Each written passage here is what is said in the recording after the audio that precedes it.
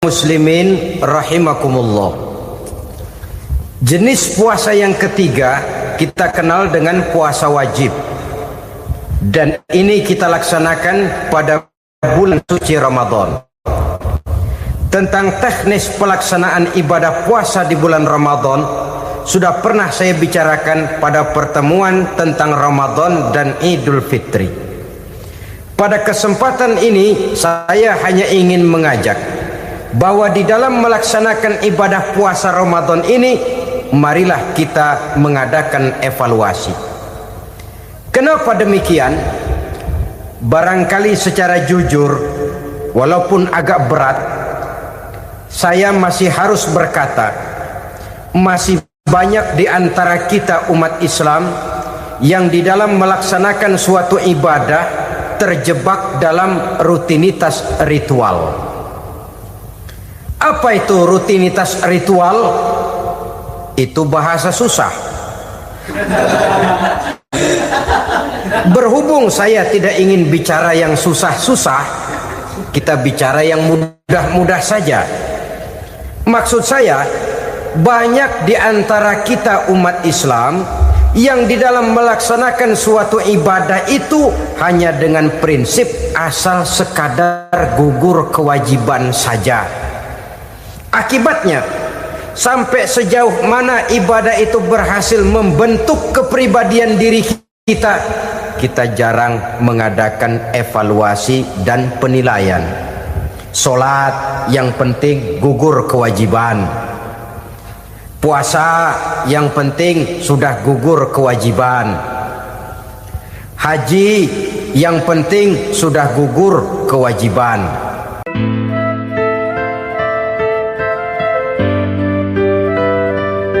Assalamualaikum warahmatullahi wabarakatuh. Alhamdulillahi rabbil alamin,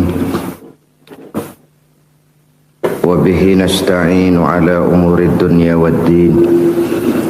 Salatu wassalamu ala ashrafil anbiya wal mursalin, Sayyidina wa maulana Muhammadin wa ala alihi wa sahbihi ajma'in, amma ba'du. Pada pertemuan kali ini secara khusus kita akan membicarakan tentang puasa ini. Kita akan mulai dari yang pertama, puasa sunnah. Sebagaimana yang kita maklum, sunnah adalah satu perbuatan yang apabila kita kerjakan berpahala, tapi apabila kita tinggalkan tidak merupakan dosa.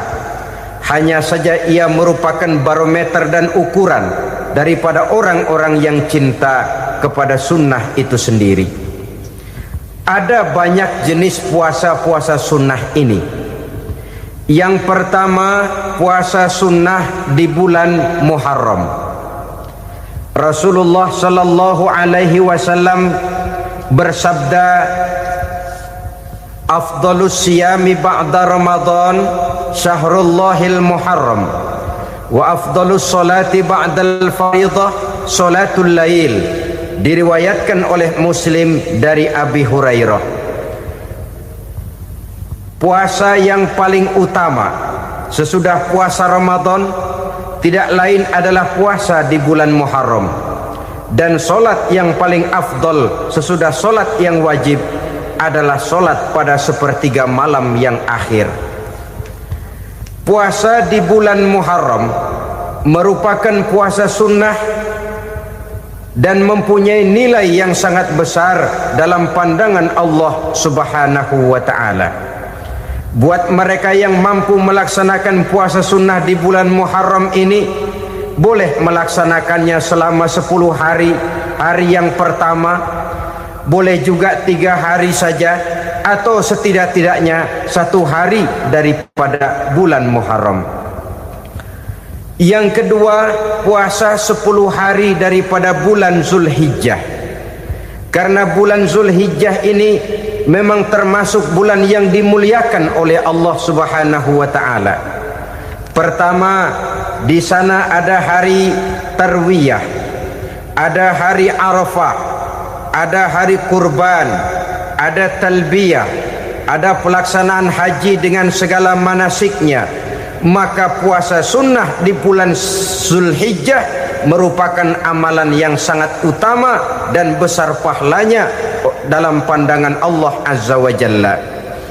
Sebagian ulama menjelaskan, man shoma hazihil ayyam akramahullahu bi asyri asya'in. Siapa orang yang melaksanakan ibadah puasa sunnah pada hari-hari 10 di bulan Zulhijjah ini, Allah Subhanahu wa ta'ala akan memuliakannya dengan 10 macam perkara. Saudara, ini keuntungannya. Yang pertama, orang yang puasa di hari-hari 10 bulan Zulhijjah diberikan al-barakah fi umrihi, diberikan keberkahan pada umurnya. Setiap kita ingin memperoleh umur yang berkah. Umur yang berkah itu yang bagaimana?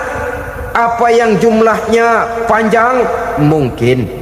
Tetapi yang jelas umur yang berkah ini adalah umur yang bisa dipertanggungjawabkan di hadapan Allah Subhanahu wa ta'ala.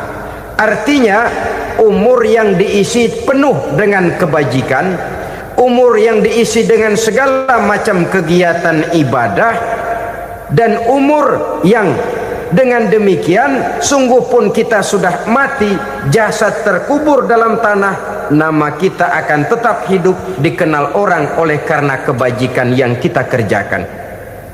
Saya kira akan lebih merupakan azab ketimbang nikmat kalau orang diberikan umur panjang tapi hanya untuk menumpuk-numpuk dosa saja. Kan lebih baik mana? Umur pendek banyak pahala, umur panjang banyak dosa. Lebih baik mana? Hah? Saya yakin yang paling baik tentu umur panjang banyak pahala. Paling sial umur pendek dosa melulu. Sudah diberikan umur pendek tidak seberapa, dosa berlipat ganda. Itu kalau orang kampung bilang tekor namanya. Rugi. Umur pendek hanya untuk menumpuk-numpuk dosa. Boleh jadi kalau umat-umat zaman dulu, saudara, mereka diberikan umur panjang. Nabi Adam, kita tahu Nabi Adam itu 2000 tahun umurnya. Nabi Nuh 950 tahun. Umatnya ya rata-rata segitu itu. Nah, kalau mereka misalnya punya umur 800 tahun, lalu 200 tahun mereka melakukan dosa, kan masih punya restan 600 tahun untuk taubat. Karena umurnya diberikan jatah panjang. Kita ini oleh Allah Subhanahu wa ta'ala, umat Nabi Muhammad ini umurnya pendek-pendek.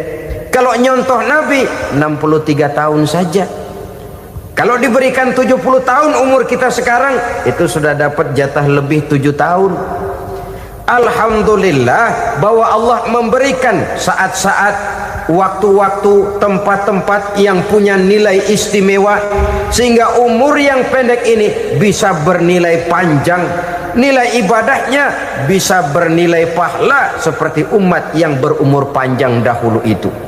Karena itu manfaatkan umur dengan baik, dan salah satu keberkahan daripada umur akan datang dengan melaksanakan ibadah puasa sunnah. Ini yang pertama.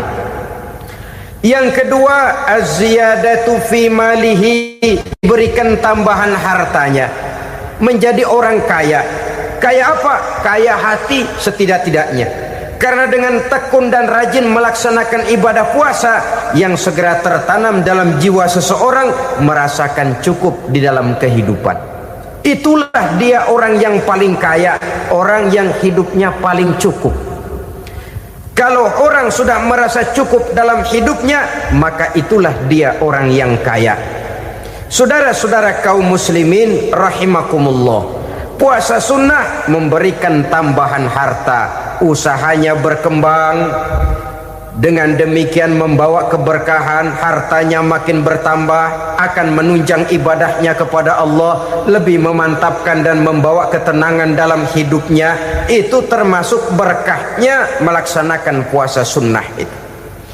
Yang ketiga, al-hifzu fi iyalihi, diberikan penjagaan, perlindungan terhadap keluarganya, anaknya sehat, sanak famili dan handai tolannya terjaga dan terpelihara dari segala malapetaka, dari segala mara bahaya, kesehatannya terjamin dan terpelihara. Itu sudah merupakan modal yang sangat besar di dalam kita mengarungi kehidupan. Sebab rasanya sulit untuk bahagia, duit kita banyak sekali, usaha kita selalu mendatangkan untung yang berlipat ganda, tapi sebentar-sebentar anak kita sakit, yang ampek, yang korengan, yang kena musibah, ndak karu-karuan sakit, berobat sampai jutaan rupiah. Itu kan sudah tidak membawa kebahagiaan. Uang masuk yang begitu banyak jumlahnya habis akhirnya untuk berobat saja. Sebenarnya hitung-hitung ya seri-seri juga. Usaha berhasil, duit banyak, habis untuk berobat. Lah sama juga saudara-saudara. Jadi dengan demikian, biar duit kita banyak, asal keluarga pada sehat saja, udah enak bener itu. Duit banyak, ekonomi cukup, keluarga sehat, nikmat rasanya menjalani kehidupan ini. Yang kiamat sudah duit kagak barang seperak, keluarga ampek semua. Kiamat sudah. Saudara hadirin yang saya hormati, jadi yang ketiga, Allah memberikan pemeliharaan terhadap keluarganya. Satu kali orang dipelihara Allah, tidak satu kekuatan pun yang bisa mencelakakan. Satu kali orang disengsarakan Allah, tidak satu tenaga pun yang mampu menyelamatkannya. Itulah sebabnya perlindungan Allah, pemeliharaan Allah terhadap diri dan keluarga sangat kita perlukan di dalam kehidupan ini. Dengan melaksanakan ibadah puasa, kita mendekatkan diri kepada Allah. Dengan dekat kepada Allah, maka Allah pun dekat kepada kita. Sehingga dalam hadis qudsi dikatakan, ta'arraf ilallahi firraha ya'rifka fi syiddah. Ingatlah kepada Allah di waktu kamu senang, agar Allah ingat kepada kamu di waktu kamu susah. Yang kita laksanakan kadang-kadang sebaliknya. Waktu susah kita ingat Allah, waktu senang kita lupa Allah. Akhirnya nanti pada waktu kita melarat, kebelangsak, susah dan sebagainya, pertolongan tidak akan datang kepada kita. Benar, ta'aruf ilallah firraha ya'rifka fi syiddah. Ingatlah kepada Allah di waktu kamu susah, ingatlah kepada Allah di waktu kamu senang, agar Allah ingat kepadamu di waktu kamu mendapat kesusahan. Umumnya watak manusia memang kalau sudah dapat susah, ingat kepada Allah. Waktu duduk, waktu berbaring, sambil tidur, dalam segala keadaan Allah disebutnya, Allah dimintakan pertolongannya. Tapi dikala dia berada pada posisi di atas angin, merasa senang, bahagia, Allah terlupakan. Saudara-saudara kaum muslimin, itu yang ketiga. Yang keempat, at-takfiru li sayyiatihi. Orang yang melaksanakan puasa sunnah itu diampuni segala dosa dan kesalahan yang telah dilakukannya. Dan yang kelima, at-tad'ifu li hasanatihi, diberikan balasan yang berlipat ganda dari segala kebaikan yang dikerjakannya. 1 berbalas 7, 7 bisa berbalas 10, 10 masih berbalas 100, masih ditambah dengan wallahu yudha'ifu liman yasha. Allah melipat gandakan pahala orang-orang yang dikehendakinya. Maka carilah satu kebaikan yang apabila kita kerjakan, dosa akan dihapus dan nilai pahalanya menjadi berlipat ganda. Satu kali kita bekerja, 2-3 pulau bisa kita raih dan kita jangkau. Yang keenam, orang yang melaksanakan puasa sunnah di bulan Zulhijjah, at-tashil li sakarati mautihi, diberikan kemudahan pada saat menghadapi sakaratul maut. Maut a mysterious problem.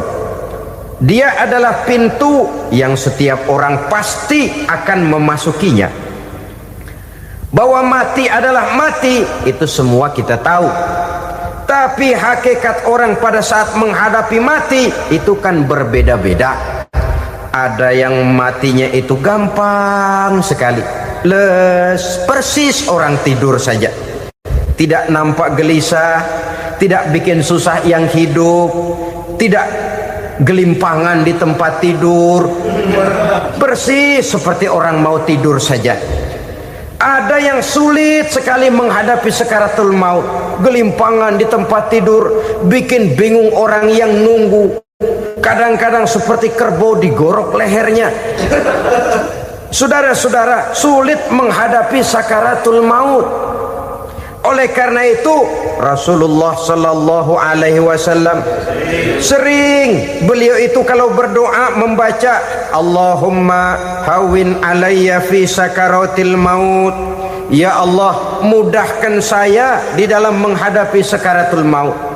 Rasulullah saja, saudara, orang yang ibadahnya paling banyak, orang yang hatinya paling bersih, orang yang akhlaknya paling luhur, masih berdoa semacam ini, mohon dimudahkan oleh Allah agar mudah menghadapi sakaratul maut. Apalagi kita, terus terang kita ini paling-paling kelas muhtalid, bangsa ama pahala mau ama dosa doyan.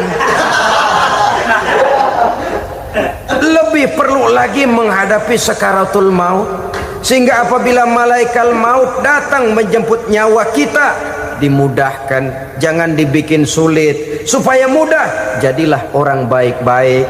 Biasanya kalau banyak yang mati, malaikat maut juga kali main-mainin dulu tuh orang, utak-atik, ditakut-takutin dan segala macam. Saudara hadirin yang saya hormati, maka menghadapi sakaratul maut ini merupakan kunci. Apakah seseorang bisa husnul khatimah atau bisa su'ul khatimah? Salah satu jalan untuk memudahkan diri menghadapi sakaratul maut, melaksanakan puasa sunnah di bulan Zulhijjah ini. Yang ketujuh, ad-diya'u li zulumati qabrihi, diberikan terang di alam kuburnya. Kubur, saudara tahu, saudara tentu sering lihat orang dimasukkan ke liang lahat, ditutup dengan papan, dinding ari kata kita di kampung, lalu diuruk lagi dengan tanah.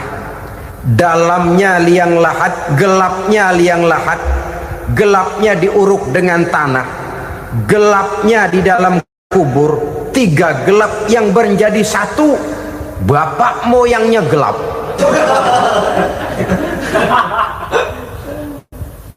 Puasa sunnah ini merupakan terang di alam kubur kita nanti. Yang kedelapan, at-tasqil limizanihi, diberikan keringanan pada timbangan di hari akhirat nanti. Bahwa setelah dibangkitkan dari kubur, setiap kita akan menghadapi perhitungan, akan ditimbang segala macam kebaikan dan segala macam kejahatan yang pernah kita lakukan di dalam kehidupan. Orang yang melaksanakan ibadah puasa sunnah, at-tasqilu limizanihi, diberikan keringanan timbangan hari akhiratnya nanti. Yang kesembilan, an-najah minal bala, diberikan keselamatan dari segala macam bencana. Dan yang ke-10, as-su'ud ala darajatihi, diberikan ketinggian, naik derajatnya, derajat di dunia, lebih-lebih lagi derajat di akhirat nanti. Ini keutamaan yang diberikan Allah Subhanahu wa ta'ala kepada mereka yang melaksanakan ibadah puasa 10 hari di bulan Zulhijjah menurut penjelasan sebagian dari para ulama kita. Jadi setelah puasa Muharram ada lagi puasa Zulhijjah. Kemudian puasa sunnah yang ketiga, puasa sunnah pada hari Senin dan hari Kamis. Apa sumber hukumnya? Diriwayatkan oleh Imam Muslim dari Abi Qatadah, Rasulullah sallallahu alaihi wasallam ditanya tentang puasa pada hari Senin. Kenapa Rasul melakukan itu? Beliau menjawab, zalika yaumu wulidtu fihi wa yaumu bu'istu au unzila alayya fihi. Hari Senin itu adalah hari di mana aku dilahirkan dan hari di mana aku dibangkitkan. Wahyu pertama turun kepadaku pun pada hari itu. Maka sunnah melaksanakan puasa pada hari itu. Adapun hari Kamis, ada hadis yang diriwayatkan oleh Imam Turmuzi dari Abi Hurairah, Nabi bersabda, tu'radul a'malu yaumul isnaini wal khamisi fa uhibbu ay yu'radu amali wa ana sha'im. Disetor amal setiap manusia pada hari Senin dan pada hari Kamis. Maka aku ingin, kata Nabi, agar pada saat amalku disetor itu aku sedang puasa. Jadi malaikat itu menurut riwayat ini mencatat dan menyetorkan catatan amalan seseorang pada hari Senin, hari Kamis. Tiap hari Senin amalan kita disetor oleh malaikat. Catatan terakhir tentu yang sedang kita kerjakan, sehingga yang masuk daftar, saya tinggalkan orang ini, dia sedang puasa, karena naik catatan amalnya pada hari Senin. Kamis diangkat lagi, catatan paling akhir, saya tinggalkan orang ini, dia sedang puasa.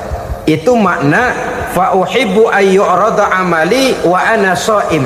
Aku senang kalau pada saat amalku disetor, catatan paling akhir aku lagi puasa. Satu keistimewaan.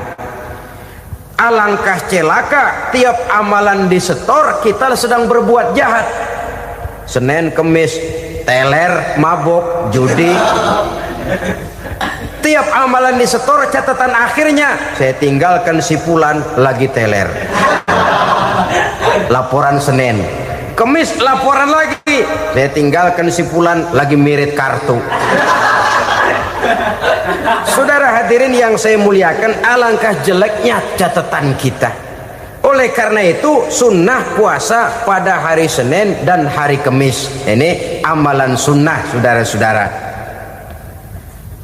Dan oleh karena ini amalan sunnah, sebagian ulama memberikan penjelasan, walaupun lupa niat, kalau sudah malam itu lupa niat, boleh niatnya sudah siang puasa sunnah ini, dengan catatan dari pagi belum makan apa-apa.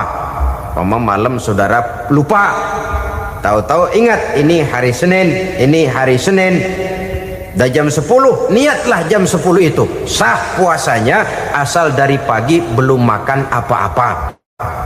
Tapi kalau sudah dapat 2 piring baru niat jam 10, itu lain, ngojek namanya.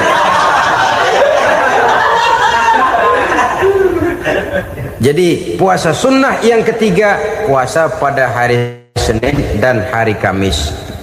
Yang keempat, puasa jenis sunnah yang keempat, puasa 6 hari di bulan Syawal. Diriwayatkan oleh Imam Muslim dari Abi Ayyub bahwa Nabi bersabda, man shoma ramadhana summa atba'ahu sittan min Syawal kana kasyamid dahri. Barang siapa yang berpuasa di bulan Ramadan kemudian diikutinya dengan 6 hari di bulan Syawal, maka dia seolah-olah seperti orang yang berpuasa 1 abad lamanya. Allahu Akbar. Demikian besar keuntungannya. 6 hari di bulan Syawal sama dengan orang yang berpuasa 1 abad lamanya. Ini fadailul a'mal, saudara-saudara.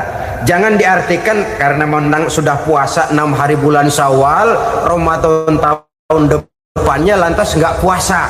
Kenapa? Ukurannya sudah 1 abad. Bukan itu pengertiannya. Ini mendorong orang memberikan ganjaran pahala yang sedemikian besar. 6 hari setelah Ramadan, artinya di bulan Syawal. Tidak pada hari pertama Syawal, karena haram hukumnya berpuasa pada hari fitri itu. 6 hari di bulan Syawal. Tinggal lihat yang mampunya saja. Boleh berurutan, boleh tidak berselang-seling, boleh, asal saja jumlahnya 6 hari selama masih bulan Syawal itu. Hari ini 3 hari lagi, 4 hari lagi, diselang-seling atau berurutan, itu juga lebih baik. Puasa sunnah 6 hari daripada bulan Syawal. Kemudian yang kelima, puasa sunnah 3 hari pada setiap bulan. 3 hari pada setiap bulan. Diriwayatkan oleh Imam Bukhari dan Muslim dari Abi Hurairah.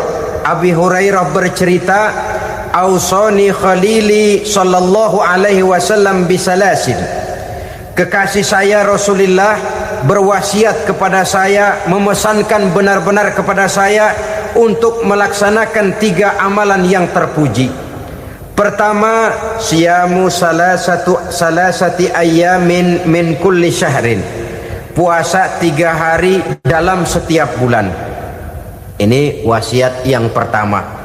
3 hari pada setiap bulan. Tidak peduli bulan apa saja. Dalam artian ya bulan menurut perhitungan Islam ya.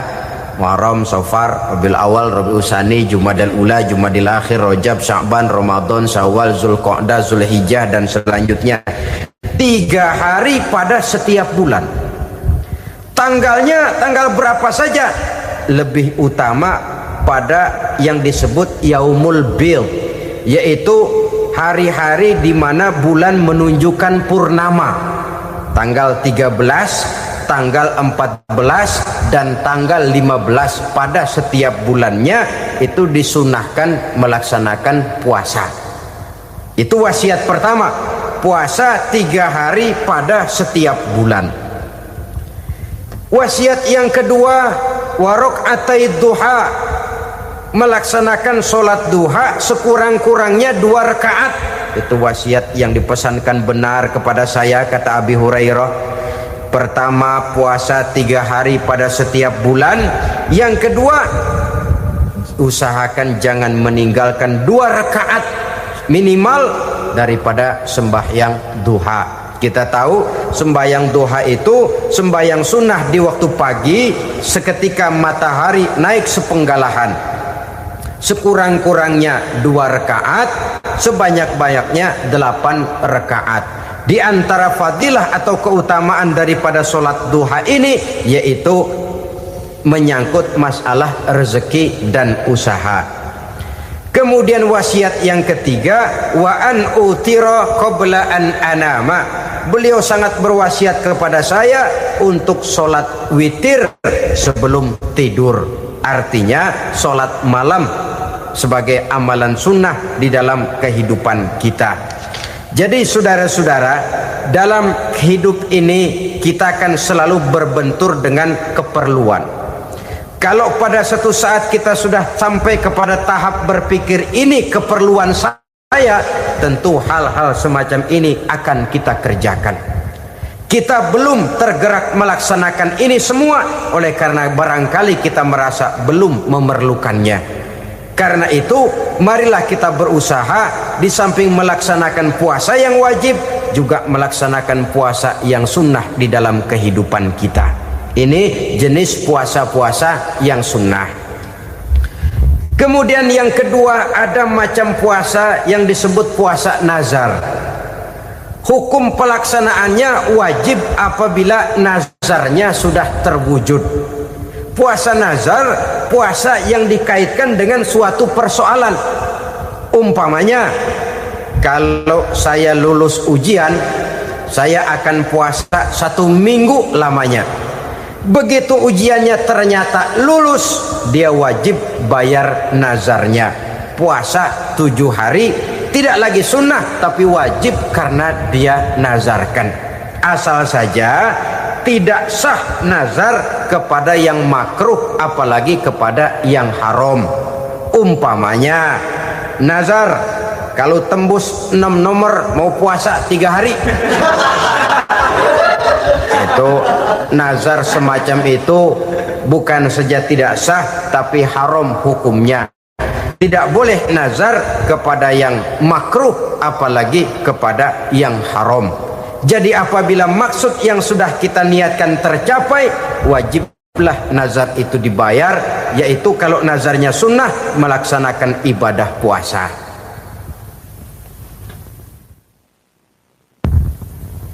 muslimin rahimakumullah. Jenis puasa yang ketiga kita kenal dengan puasa wajib, dan ini kita laksanakan pada bulan suci Ramadan. Tentang teknis pelaksanaan ibadah puasa di bulan Ramadan sudah pernah saya bicarakan pada pertemuan tentang Ramadan dan Idul Fitri. Pada kesempatan ini saya hanya ingin mengajak bahwa di dalam melaksanakan ibadah puasa Ramadan ini, marilah kita mengadakan evaluasi. Kenapa demikian? Barangkali secara jujur, walaupun agak berat, saya masih harus berkata, masih banyak di antara kita umat Islam yang di dalam melaksanakan suatu ibadah terjebak dalam rutinitas ritual. Apa itu rutinitas ritual? Itu bahasa susah. Berhubung saya tidak ingin bicara yang susah-susah, kita bicara yang mudah-mudah saja. Maksud saya, banyak di antara kita umat Islam yang di dalam melaksanakan suatu ibadah itu hanya dengan prinsip asal sekadar gugur kewajiban saja. Akibatnya, sampai sejauh mana ibadah itu berhasil membentuk kepribadian diri kita, kita jarang mengadakan evaluasi dan penilaian. Solat yang penting gugur kewajiban. Puasa yang penting sudah gugur kewajiban. Haji yang penting sudah gugur kewajiban. Maka jangan heran kalau itu yang jadi prinsip, ibadah lantas tidak punya dampak dalam membentuk kepribadian diri. Banyak orang yang rajin sholat tapi munkarnya jalan terus. Sampai kadang-kadang kita bingung, yang sembahyang dia, yang nyolong dia. Puasanya kelihatannya tekun tapi tidak punya kepekaan sosial. Sama yatim piatu bersifat masa bodoh, sama fakir miskin malah gemes. Tidak lantas tumbuh kepekaan sosial walaupun dia sudah ikut merasakan tidak enaknya lapar dan haus. Ada juga yang sudah haji 4-5 kali mondar-mandir Jakarta Mekah, tapi gaya hidupnya tetap seperti katak di kolong tempurung, picik, sempit pandangan, dangkal hati, tidak terbuka walaupun sudah melihat Islam dalam skala internasional. Yang dia lihat, yang dia saksikan, yang dia pandang tidak sanggup menggugah dan mengubah jiwanya, tidak bisa mewarnai pandangan hidupnya. Inilah akibatnya kalau ibadah hanya dikerjakan dengan prinsip asal sekadar gugur kewajiban. Hasilnya yaitu tadi, hajinya cuma menang topi putih sama serban. Sholatnya cuma prinsip asal gugur kewajiban.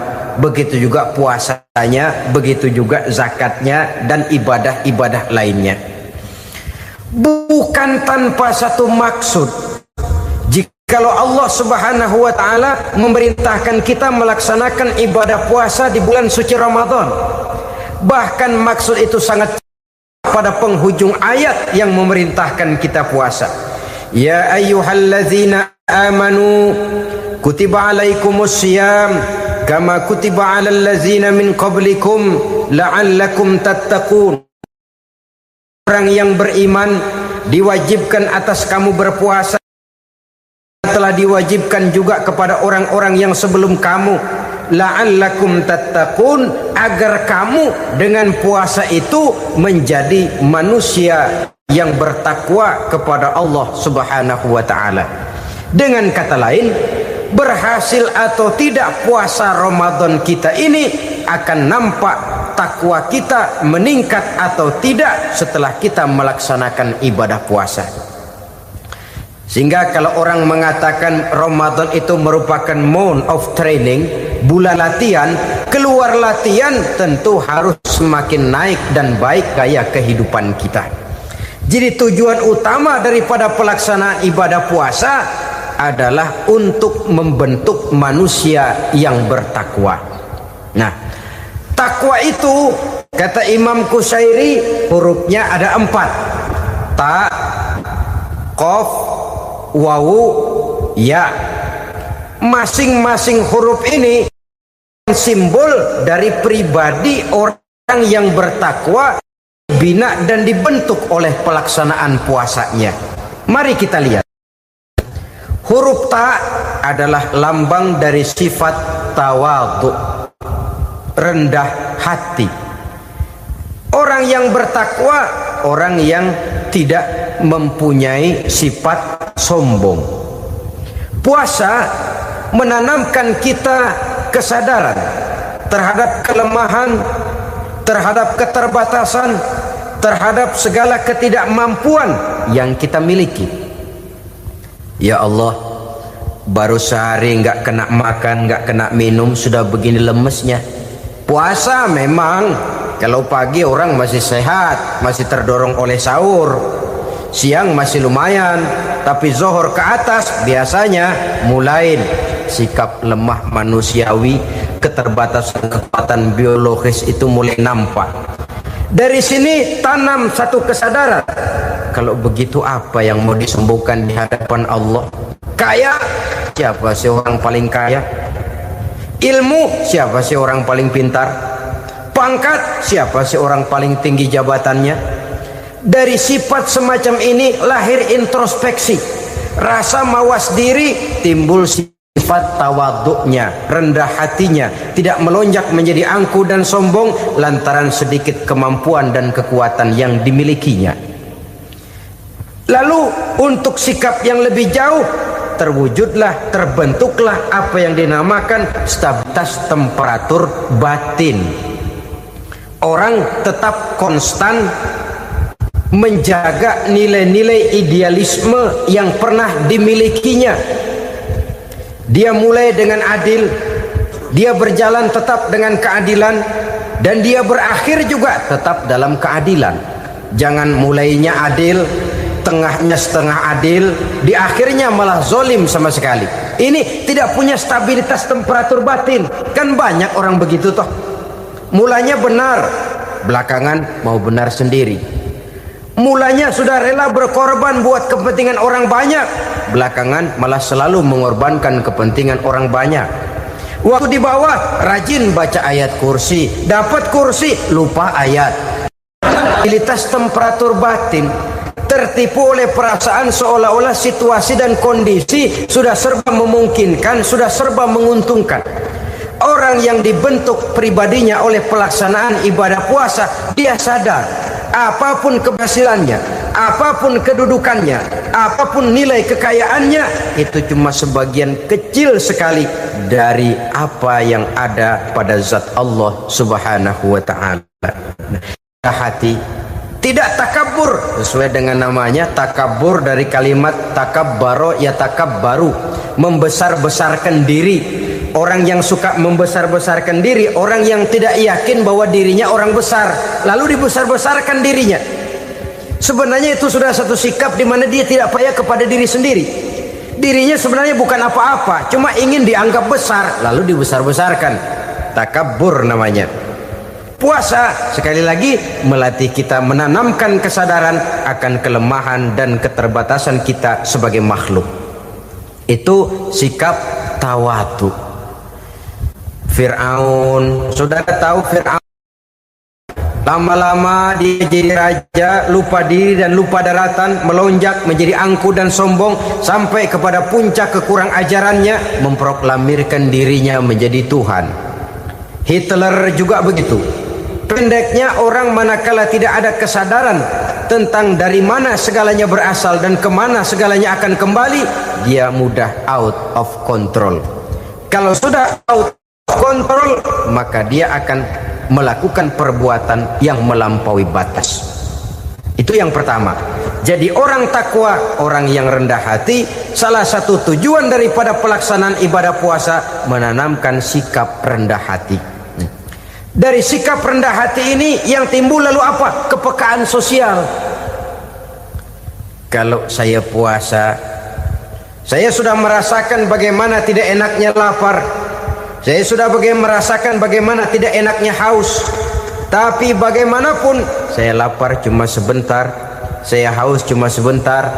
Selesai maghrib, lapar saya hilang, haus saya hilang. Bagaimana yatim piatu, orang-orang tua jompo yang perlu santunan, orang-orang miskin yang terkapar di kolong-kolong jembatan, yang tiap hari merasakan perasaan seperti ini tanpa tahu kapan hidup dan nasibnya akan berubah. Tidur beratapkan langit, berselimut koran.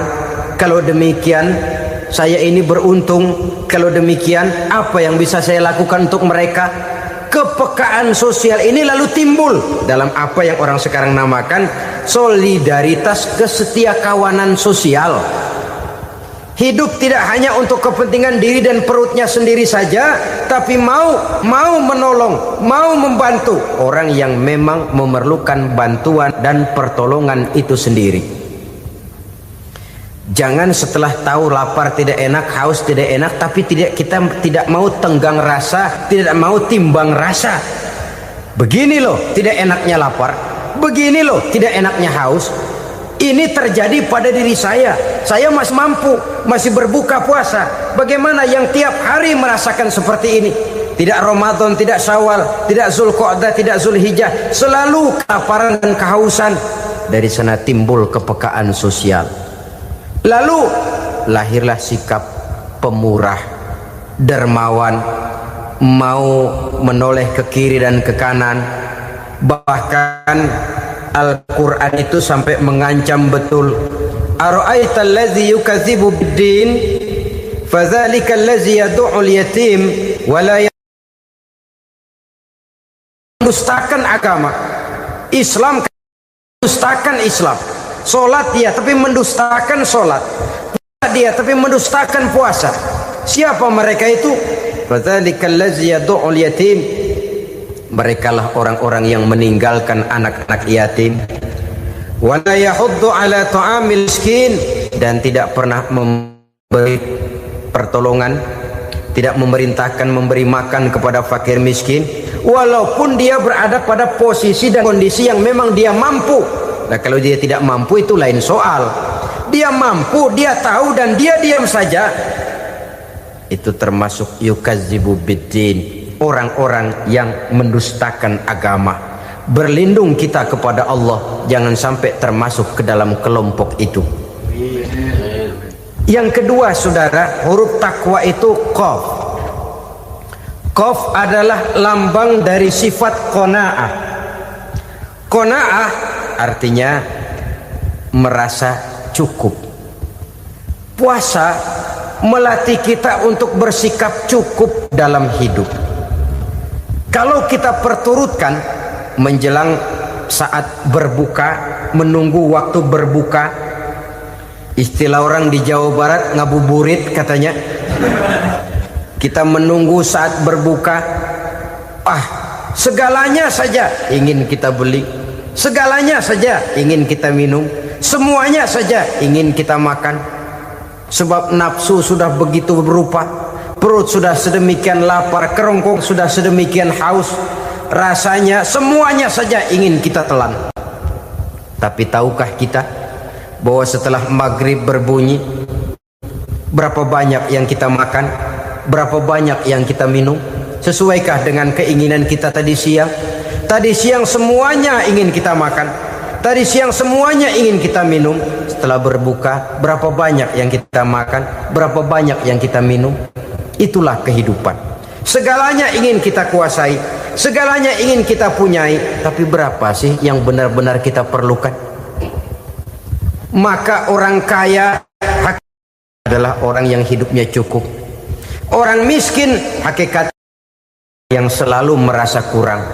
Bagaimanapun besar rumah, banyak uang kita, berpuluh kendaraan kita, kalau hidup selalu merasa kurang, itu artinya kita masih miskin.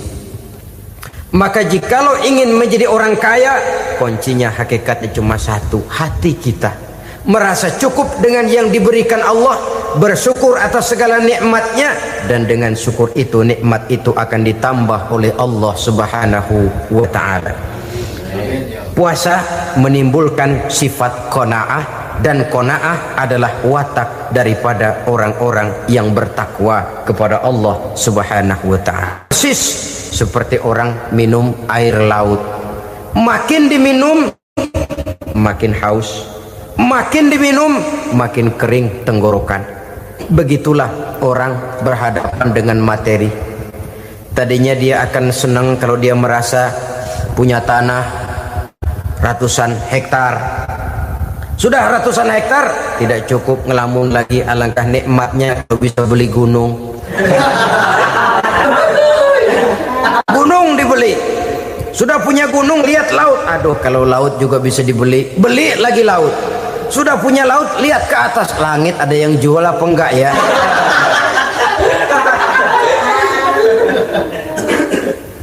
Seperti orang berhadapan dengan air laut yang makin diminum makin membuat kita haus dan makin kering tenggorokan ini. Maka itu harus dihentikan. Sikap untuk menghentikan itu tidak lain adalah dengan sifat qanaah itu tadi. Merasa cukup dengan apa yang diberikan Allah, mensyukuri nikmatnya. Itu yang kedua. Yang ketiga, pada kalimat takwa ada huruf wawu. Wawu adalah simbol dari sifat wara dengan ain. Wara, orang yang terpelihara dirinya baik dari yang subuhat, lebih-lebih dari yang haram. Subuhat, saudara tahu, barang yang remeng-remeng. Tapi sungguh pun remeng-remeng, kira-kira prosentasenya 70-30. 70% haram, 30% kemungkinan halalnya. Maka yang subuhat lebih baik dijauhi daripada diambil. Orang yang punya kepribadian wara, dirinya terpelihara, jangankan dari yang haram, dari yang subuhat saja dia sanggup menjaga dan memelihara dirinya.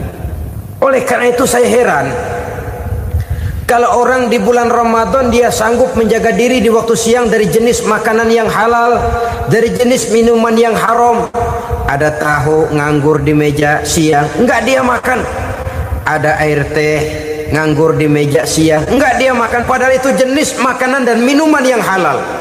Tapi ketika datang maghrib, dia berbuka dengan makanan yang dibeli dari uang yang dihasilkan dengan cara yang haram.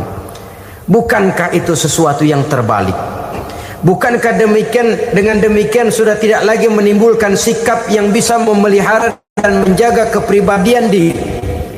Orang yang membiasakan diri terpelihara dari yang subuhat apalagi yang haram, maka baik yang dipakainya, yang diminumnya, yang dimakannya terdirilah dari barang-barang yang baik yang dihalalkan oleh agama. Wara. Kemudian yang keempat, pada huruf kalimat takwa ada huruf yakin. Huruf ya simbol dari sifat yakin. Orang yang puasa dibentuk kepribadiannya mempunyai satu keyakinan yang tangguh, dan keyakinan adalah ciri daripada orang yang takwa. Kita lihat yang dipanggil melaksanakan ibadah puasa ini kan iman. Karena memang sulit untuk melaksanakan puasa kalau tidak iman yang jadi dasar. Setidaknya seperti sudah pernah saya sampaikan, ibadah puasa ini memang sulit terkena penyakit show. Kalau kita sholat barangkali terangsang karena kelihatan orang lain. Kalau kita pergi haji mungkin jadi sugesti karena orang banyak tahu. Kalau kita bayar kita jadi terangsang karena banyak orang lihat. Tapi kalau sudah puasa, puasa itu kan yang tahu cuma kita dan Allah saja. Ya, kita sholat, orang lain lihat, kita jadi rada semangat. Kita pergi haji, orang lain banyak ngantar, kita semangat. Kita bayar zakat, orang lain banyak saksikan, kita bersemangat. Tapi kita puasa, siapa yang mau nyaksiin kita puasa? Siapa yang mau memuji kita puasa? Siapa yang mau menyanjung kita puasa? Itu cuma urusan kita dan Allah. Oleh karenanya dasar daripada pelaksanaan ibadah yang haus mencekik tenggorokan, segalanya jadi nikmatan. Tidak ada kerja yang lebih indah selain kerja yang didasarkan kepada satu keyakinan bahwa yang kita kerjakan itu adalah sesuatu yang benar. Dalam hal ini sesuatu yang diperintahkan oleh Allah Subhanahu wa taala kepada kita. Saudara-saudara kaum muslimin rahimakumullah. Demikianlah titik evaluasi kita. Jangan berpuasa hanya dengan prinsip asal sekadar menggugurkan kewajiban saja, yang akan berakibat Ramadan tahun ini berakhir begitu, Ramadan terjebak menjalani rutinitas ritualnya saja. Bahkan kadang-kadang yang nyata betul, Nabi menganjurkan tingkatkan ibadah pada 10 hari yang akhir di bulan Ramadan, tanggal 20 sampai akhir Ramadan. Yang kita praktekkan malah kegiatan ibadah kita justru menurun pada 20 Ramadan yang akhir. Coba lihat 20 Ramadan ke atas, itu pasukan tarawih paling kelas 60-70 tahun ke atas. Kemana yang lain? Sudah berpikir menghadapi lebaran, berpikir pulang mudik, berpikir macam-macam. Akibatnya konsentrasi ibadah lalu buyar. Dianjurkan Rasul, tingkatkan ibadah pada 10 hari yang terakhir. Kita malah makin ke akhir makin lancip.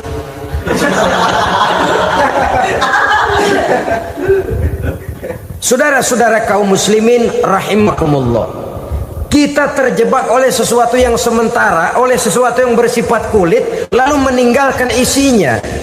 Padahal jikalau kita tidak mengisi Ramadan dengan kegiatan ibadah, berarti kita tidak keluar dari Ramadan dengan jiwa yang baru, yang sudah ditempa oleh pengalaman ibadah di bulan Ramadan. Artinya kita tidak kembali kepada fitrah, kesucian seperti saat kita dilahirkan. Lalu kalau kita tidak kembali kepada fitrah, apa yang mau kita rayakan pada Idul Fitri itu? Di mana letak kegembiraan kita? Di mana letak kebahagiaan hati? Kembalikah kita kepada fitrah? Tidak. Benarkah puasa yang kita kerjakan? Kelihatannya juga tidak. Adakah dampak dari pelaksanaan ibadah dalam pribadi kita? Tidak. Kadang-kadang Ramadan selesai malah teriak merdeka.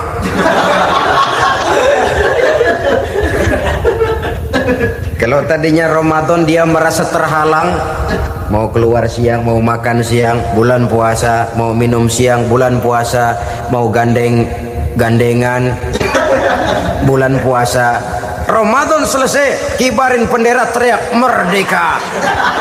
Lalu kembali merajalela. Saudara-saudara, dampaknya tidak akan kelihatan. Padahal puasa yang baik, la'allakum tattaqun, membentuk manusia yang bertakwa kepada Allah Azza wa Jalla. Nah, sekarang apa kemudahan dan keistimewaan yang akan diberikan Allah kepada mereka yang sampai kepada tingkat takwa ini? Al-Quran menjelaskan, pertama, may yattaqillaha yaj'al lahu makhraja. Barang siapa yang bertakwa kepada Allah Subhanahu wa taala, maka dia akan diberikan makhraja. Makhraja itu jalan keluar dari segala macam kesulitan. Jalan keluarnya ada saja. Menurut ukuran kemampuan dia tidak mungkin, mustahil, tidak bisa, mana mungkin. Tapi pada waktunya ada saja jalan keluarnya. Termasuk jenis yang yaj'al lahu makhraja. Orang yang bertakwa kepada Allah selalu diberikan jalan keluar dari segala kesulitan yang dihadapinya. Siapa sih orangnya yang tidak pernah sulit dalam hidup ini? Siapa orang yang tidak pernah mengalami kesulitan? Tapi kadang orang menilai, itu kelihatannya hidupnya enak aja ya, kayaknya nggak pernah mengalami kesulitan. Sebenarnya bukan tidak pernah mengalami kesulitan, Allah selalu memberikan jalan keluar dari segala kesulitan yang dihadapinya. Lah kalau Allah yang memberikan jalan keluar, tentu sangat mudah sekali. Orang yang bertakwa diberikan jalan keluar dari segala macam kesulitan. Satu. Yang kedua, wa yarzuqhu min haitsu la yahtasib. Dia akan diberikan rezeki oleh Allah dengan jalan yang tidak disangka-sangka. Rezekinya datang dengan cara yang tidak disangka-sangka. Gajinya mungkin kecil tapi penghasilannya gede, kan itu yang penting. Gaji dan penghasilan kan lain tuh. Boleh jadi gaji kecil asal penghasilan gede, kan nikmat hidup itu. Nah, penghasilan ini ada yang bisa kita perkirakan. Bisa kita perkirakan. Misalnya gaji itu tadi. Kalau saya kerja, gaji saya begini. Ada rezeki yang masuk min haitsu la yahtasib. Tidak kita sangka-sangka, tidak kita duga-duga, tahu-tahu ada saja rezeki. Datang orang bawa persoalan yang mendatangkan hasil. Sebab rezeki, jodoh, maut memang seperti bayangan. Kita uber-uber dia lari, kita diem dia diem. Kan gemesin itu. Bayang-bayang itu begitu. Kita kejar, dia lari. Rezeki juga begitu. Kita diam, dia diam. Setengah mati yang namanya rezeki kita cari, kita uber, ngobek sampai ratusan bohong kita kerjain. Tapi memang belum waktunya, ya sulit untuk tembus. Tapi kadang-kadang giliran kita nongkrong di rumah, datang orang bawain rezeki. Itulah yang namanya rezeki. Tapi ini untuk orang yang bertakwa. Kalau tidak punya kredibilitas takwa, jangan lalu pakai ayat ini. Diberikan Allah dengan rezeki dengan jalan yang tidak disangka. Kan ada ayatnya dah. Kita mah manteng aja di rumah dah. Ntar juga tuh rezeki datang. Ini fasilitas yang diberikan kepada orang yang wa may yattaqillah, bertakwa kepada Allah, yarzuqhu min haitsu la yahtasib, diberikan rezeki dengan cara yang tidak disangka-sangkanya. Maka kadar ketakwaan jangan membuat kita buruk sangka. Tuh orang ya nggak kemana-mana, duitnya ada aja. Kalau dia takwa, Allah berikan jalan keluar. Yang lantas ngelihat kiai orangnya ahli ibadah, ilmunya tinggi, akhlaknya luar biasa, takwanya tinggi, rezekinya lancar, lalu husnuzon nih kiai nggak kemana-mana, duitnya banyak, miara tuyul kali ini. Itu termasuk jaminan Allah yang masuk kategori min haitsu la yahtasib. Yang ketiga, yaj'al lahu min amrihi yusra, dimudahkan segala urusannya. Dimudahkan segala urusannya. Kemudian yang keempat, yukaffir anhu sayyiatihi wa yu'azzim lahu ajra, diampuni segala kesalahannya dan dibesarkan pahala kebaikan yang dikerjakannya.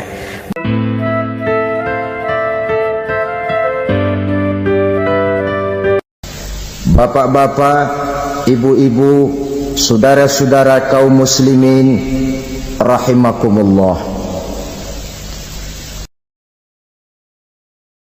Murai di dahan dan kokok ayam di kandang. Dunia ini penuh dengan berbagai macam kesibukan. Sejak dari petani yang turun ke ladang, pedagang yang berangkat ke pasar, pelajar yang menuju sekolah, sampai kepada pegawai yang berangkat ke kantor, seluruhnya tidak lain untuk mencari sesuatu yang bernama bahagia. Setiap orang menginginkan kebahagiaan, dan tidak seorang pun menginginkan kesengsaraan dalam kehidupan ini. Namun nyatanya tidak setiap orang yang ingin bahagia mengetahui jalan yang harus ditempuhnya untuk sampai kepada kebahagiaan itu. Maka pada kesempatan pertemuan kali ini, saya ingin menyampaikan sebuah hadis dari junjungan kita baginda Nabi besar Muhammad sallallahu alaihi wasallam yang termuat dalam kitab Mukhtarul Ahadits An-Nabawiyah, di mana beliau bersabda, arba'un min sa'adatil mar'i, ada 4 perkara yang merupakan tanda dari orang bahagia. Saya mau tanya, di antara saudara-saudara yang hadir di sini, apa ada yang kepengen jadi orang sengsara? Ya. Seluruhnya tentu ingin mendapatkan kebahagiaan. Maka menurut resep dari Nabi kita, tanda orang bahagia itu 4. Jadi kalau saudara ingin bahagia, harus mempunyai 4 perkara ini. Yang pertama, orang bahagia itu kata Nabi, darun wasi'un, punya rumah biar bagus asal gede. Enak ngaturnya daripada sudah punya rumah kecil adanya di pinggir kali, gubuk, kalau hujan bocor miring lagi, kiamat. Loh, kalau gitu Islam materialis dong.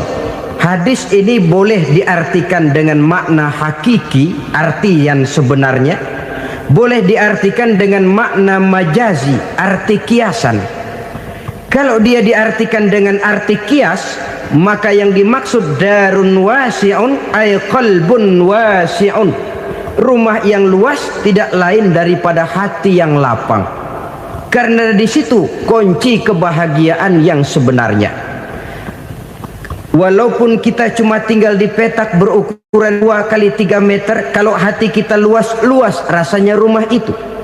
Tapi biar rumah kita halamannya saja puluhan ribu hektar, ada kolam renangnya, kamar tidurnya tidak lagi terhitung, kalau hati yang menempati rumah itu sempit, maka akan terasa sempit jugalah rumah itu. Tempat bergantungnya tidak lain adalah hati. Marilah kita mencoba melihat berbagai pandangan orang tentang bahagia ini. Ada orang menyangka bahwa bahagia itu kalau dia mendapatkan harta yang sebanyak-banyaknya. Siapa yang banyak harta, dialah raja. Apa yang dia mau seluruhnya bisa dibeli. Keamanannya dia bisa menyewa petugas. Seluruh fasilitas untuk menyenangkan kehidupannya bisa dibeli. Pendeknya, hartalah segala-galanya dalam kehidupan. Sampai ada pepatah mengatakan, innad darahima fil amakini kulliha taksur rijala mahabatan wa jalala. Sesungguhnya harta, dinar, dirham, uang di mana-mana selalu bikin hebat orang yang memilikinya. Coba lihat, orang yang punya duit sama yang enggak punya duit, jangan gaya hidupnya, gaya jalannya aja lain. Wahia lisanun liman arada fasahatan, wahia silahun liman arada qitala.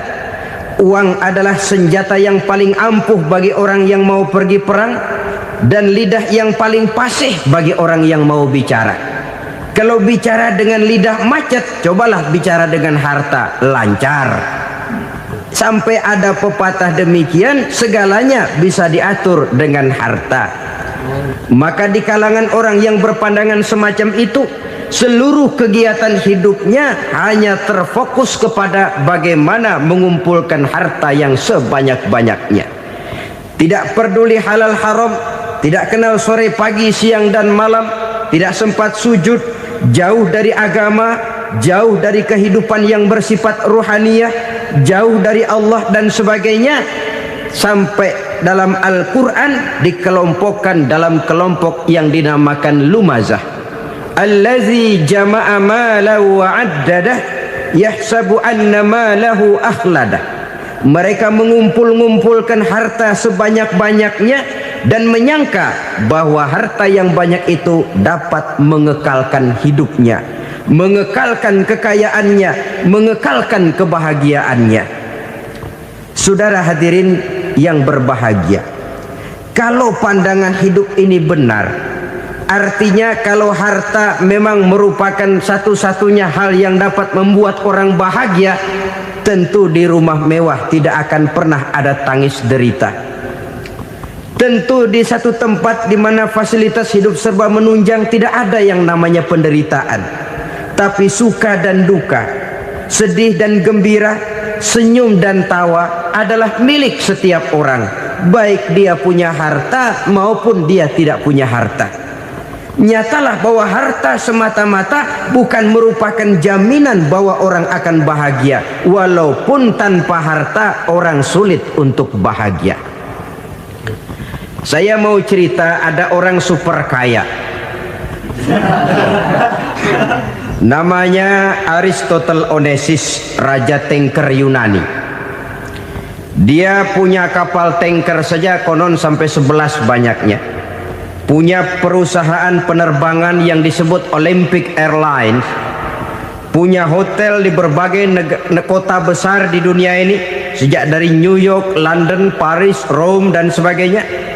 Bahkan punya pulau yang dia namakan Pulau Scorpio. Ini kan namanya sudah kaya nggak tanggung-tanggung, punya pulau. Nah, dia punya 2 orang anak, yang satu laki-laki namanya Alexander, yang satu perempuan namanya Maria Onesius. Seluruh harapannya tertumpah kepada anak lakinya Alexander ini, yang akan meneruskan usahanya, meneruskan kekayaannya, meneruskan dinastinya. Apa yang terjadi?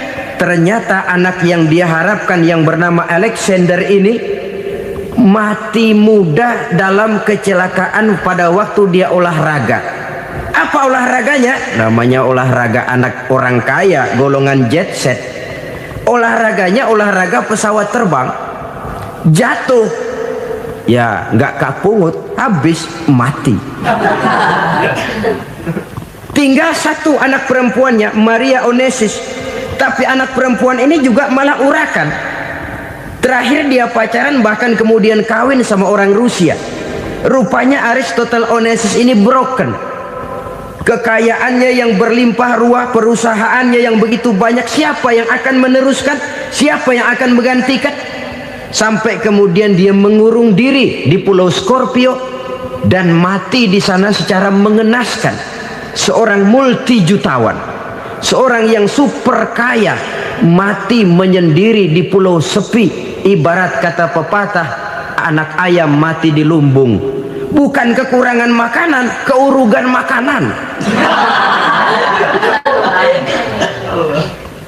Begitu kehidupan Aristotle Onesius. Dan banyak orang-orang yang sudah demikian kaya sampai dibingungkan oleh kekayaannya sendiri.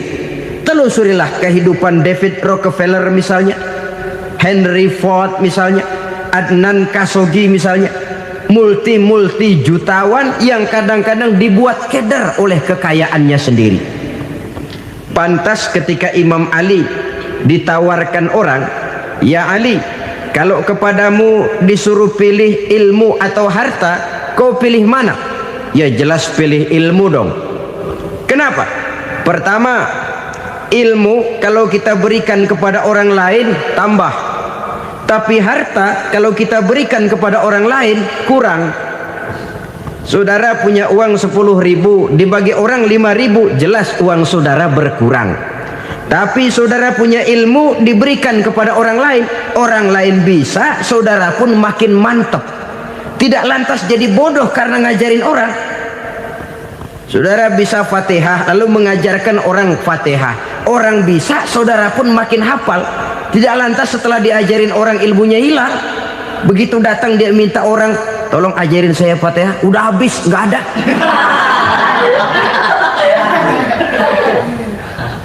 Yang kedua kata Imam Ali, ilmu menjaga kita. Kalau harta kita yang harus jaga. Makin banyak ilmu makin terpelihara diri seharusnya. Tetapi makin banyak harta makin bingung kita jaganya. Sampai kadang-kadang kalau perlu seluruh keliling rumah dipasangi alarm. Belum cukup disewakan anjing besar-besar, pasang di depan pintu, awas anjing galak. Masih belum cukup juga, cari centeng tukang-tukang kepruk jaga rumah. Masih terasa belum aman, padahal rumahnya dikelilingi tembok besar. Di balik tembok ada pintu-pintunya tebal. Di balik pintu itu terbuka masuk kamar, kamar pun ada pintunya, pintunya pun kuat. Masuk ke dalam kamar ada lemari, lemarinya pun pintunya kuat, dikunci, kuncinya pun kuat. Tapi terhadap seluruhnya yang timbul cuma sekedar was-was saja.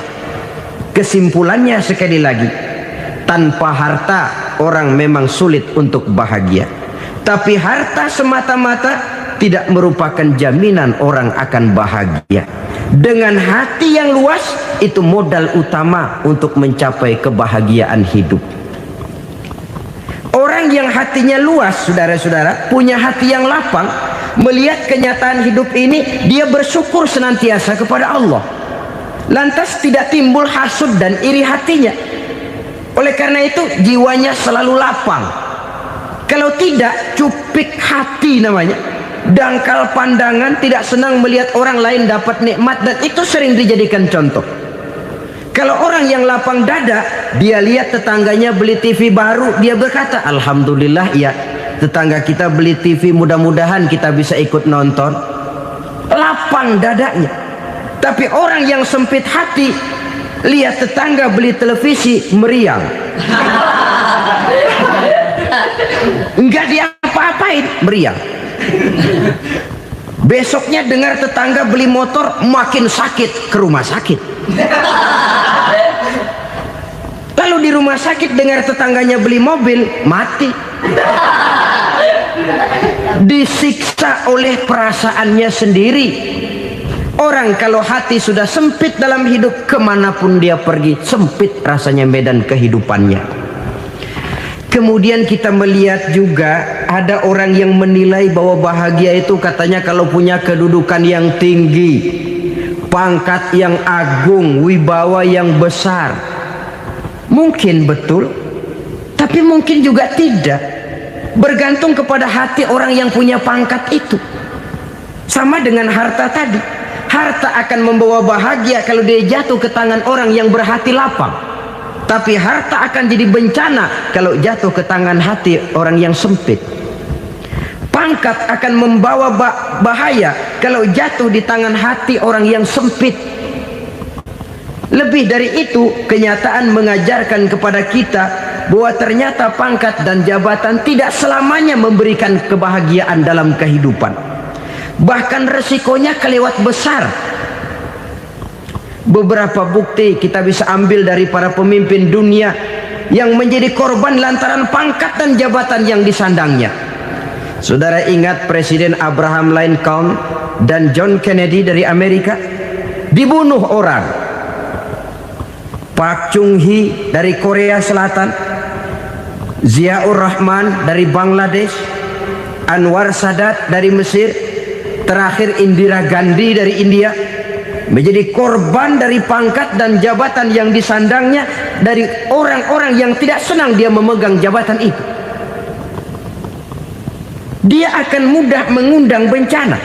Sehingga pantas kalau seorang presiden terkemuka Amerika, Harry Truman namanya, dia mengatakan jabatan presiden itu, kata dia, seperti orang nunggang macan, naik macan. Harus kita taiki, kalau enggak dia bakal nerekam kita, ngeri katanya. Adapun orang yang hatinya lapang, kalau dia menerima pangkat dan jabatan, dianggapnya itu satu kesempatan untuk berbuat baik. Tapi orang yang berhati sempit, menerima pangkat dan jabatan, bukan kadang-kadang menerima, malah berusaha setengah mati mencapai dengan segala cara. Kalau perlu jilat atas, jilat atas. Jadi golongan sumuhun dawu. Jadi kelompok kulon nuwun, yes sir, yang kerjanya cuma oke bos. Kalau perlu jilat atas, jilat atas. Kalau perlu injak yang bawah, injak yang bawah.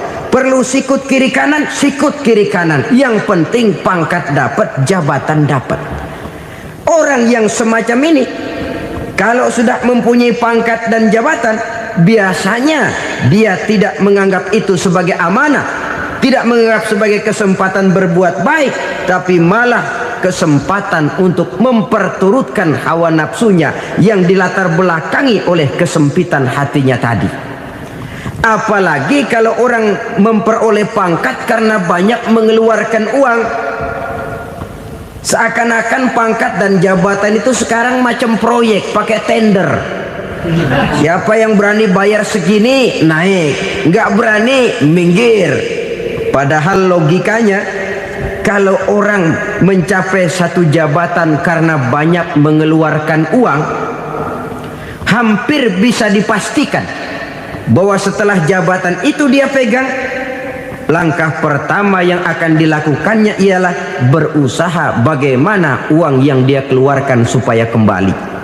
Ya paling kurang pulang modal dulu dong.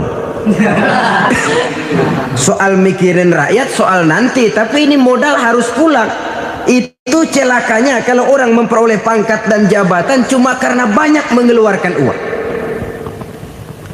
Jarang orang yang mempunyai keyakinan dan pandangan bahwa pangkat dan jabatan merupakan amanah. Jadi sekali lagi, pangkat dan jabatan mungkin saja membawa kebahagiaan kalau jatuh ke tangan orang yang berhati lapang.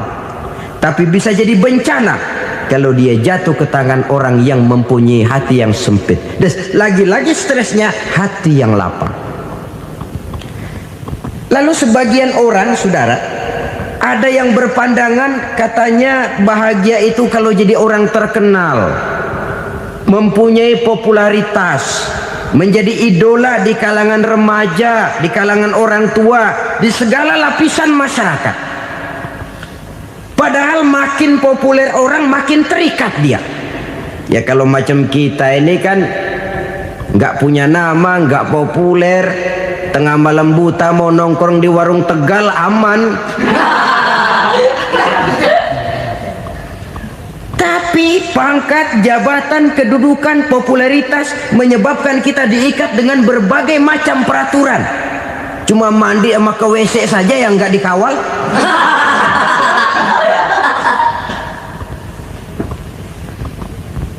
Benarkah popularitas, ketenaran membawa kebahagiaan? Mungkin, ya, tapi mungkin juga tidak. Kenapa? Banyak orang-orang populer yang mengakhiri hidupnya secara tragis. Kita ambil beberapa nama. Di Amerika tahun 60-an ada bintang seksi paling terkenal yang dijuluki sex bomb, bom seksi. Sampai sekarang jadi legenda, namanya Marilyn Monroe. Singkatan dobelnya itu inisialnya MM, Marilyn Monroe. Terkenal, top, sampai dia mati tahun 62. Namanya sekarang masih saja dibicarakan orang. Kenapa dia bunuh diri? Tidak punya hartakah dia? Banyak. Kurang populerkah dia? Seluruh dunia mengenalnya. Sejak rakyat kecil sampai pejabat tinggi dia punya hubungan. Kenapa? Jenuh. Dia terlahir dalam keadaan yatim. Setelah itu tidak lama dia berangkat remaja, ibunya meninggal. Pindah dari wanita asuh ke wanita asuh sampai 12 orang ibu angkatnya. Dan kekecewaan yang paling parah, setiap laki-laki yang dekat dengannya hanya seperti kapal berlabuh. Datang dan pergi silih berganti. Padahal dia merindukan seseorang yang bisa melindungi hidupnya. Dia rindukan itu dan dia tidak pernah menemukan. Itu yang akhirnya menyebabkan dia minum pil tidur kelewat dosis, minum obat tidur kebanyakan. Ya tidur terus sampai sekarang.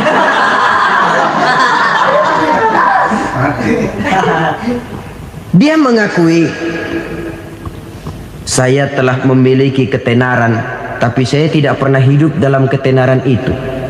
Saya pandai main sandiwara, tapi saya ingin hidup dalam alam yang real sebagaimana umumnya orang.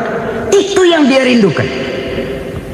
Menyusul jejak yang namanya Marilyn Monroe ini, Billie Holiday, saudara kenal tentu, di rumah sakit dirawat. Dia juga minum obat overdosis, mati lagi. Jimi Hendrix minum obat tidur overdosis kelewat batas, mati lagi. Lalu yang menghanyutkan diri di danau, Janis Joplin dan Brian Jones. Ini orang-orang populer, orang-orang terkemuka yang mengakhiri hidup secara tragis, bukan karena tidak terkenal, mungkin karena sudah saking terkenalnya. Contoh paling belakangan, Bruce Lee. Wah, ini tukang-tukang kepruk tentu kenal siapa dia. Sampai sekarang pun tabir kematiannya masih merupakan misteri. Dan yang masih hidup juga menunjukkan gejala yang aneh. Michael Jackson, rumahnya di Beverly Hills itu dijaga sedemikian rupa, dan dia selalu curiga kepada setiap makanan harus steril, bersih dari segala macam kimia. Kemana dia pergi, Itu tukang-tukang kepruk sudah selalu menjaga dan mengawal, dan dia seakan takut menunjukkan mukanya yang asli. Hingga kalau tampil ke tengah di luar show, dia kadang memakai pakaian yang tidak menunjukkan dia yang sebenarnya, takut dikenali orang. Ternyata popularitas sering jadi momok yang meracuni kehidupan manusia. Oleh karena itu, benarlah junjungan kita pada saat beliau mengajarkan orang akan bahagia kalau dia mempunyai hati yang lapang. Nah, sekarang masalahnya untuk mendapatkan hati yang lapang, caranya bagaimana? Kita kembali kepada konsep Quran. Allah mengajarkan, ala inna bi dzikrillahi tatmainnul qulub. Ketahuilah bahwa dengan banyak mengingat Allah, hati akan tenang, jiwa akan lapang. Dengan kata lain, dekat dengan agama, merasakan kehadiran Allah dekat dalam hidup. Itu muara pertama untuk mencapai hati yang lapang. Ala inna bi dzikrillahi tatmainnul qulub. Jangan macam orang sekarang ingin mendapatkan ketenangan lalu tapak di puncak gunung, di gua-gua, di tempat sepi. Iyalah kalau nggak ada ular. Kalau tergigit ular berbisa, ketenangan belum, mati jelas itu. Islam positif untuk mendapatkan ketenangan. Ala inna bi dzikrillahi tatmainnul qulubi. Bahwa ketahuilah bahwa dengan banyak mengingat Allah, hati akan tenang, jiwa akan lapang, nuansa pikiran akan luas. Karena yang namanya bahagia ada dimanapun manusia berada. Di kampung ada bahagia, di kota ada bahagia, di ngarai, di lembah, di gunung, di hutan, di lautan, di angkasa luar, dimanapun bahagia itu ada kalau kita bermodalkan hati yang lapang ini. Dan hati akan lapang kalau kita dekat dengan agama. Dekat dengan harta buat sementara hati mungkin tenang, tapi ketenangan yang relatif dan temporer. Apalagi orang tiap kali tambah harta, tiap kali tambah rencana. Itu wajar. Mungkin sebelumnya saudara berpikir, kalau punya duit 5.000 enak nih. Begitu punya duit 5.000, aduh sayang kalau 10.000 aja. Tiap kali tambah harta, tiap kali lain rencana. Makin banyak rencana, makin menjauhkan kita dari yang namanya ketenangan. Padahal ketenangan merupakan unsur utama untuk mencapai bahagia. Dan ketenangan itu bermuara dalam hati manusia. Tengoklah kehidupan ini. Orang yang banyak harta dengan orang miskin, berbedakah rasa sakit yang mereka tanggungkan? Rasanya tidak. Walaupun si kaya tidur di kasur empuk berselimutkan sutra mahal, sementara si miskin meringkuk di balai bambu yang keras dan kasar. Apabila maut datang, dia juga tidak pernah pilih bulu. Maut datang menjemput si kaya di singgasana keemasannya, dikelilingi oleh para pengasuh, dayang dan inang serta para pengawal. Dan maut pun datang menjemput si miskin papa sehingga ia tergelepar di tepian jalan. Kedua-duanya bernama mati. Kalau nyata bahwa sakit yang ditanggung si kaya tidak beda dengan sakit yang ditanggung si miskin, bukan harta semata yang membuat orang bahagia. Hati yang tenang, jiwa yang lapang penuh kedamaian karena banyak berzikir dan mengingat Allah, itu merupakan modal utama untuk mencapai sesuatu yang bernama bahagia.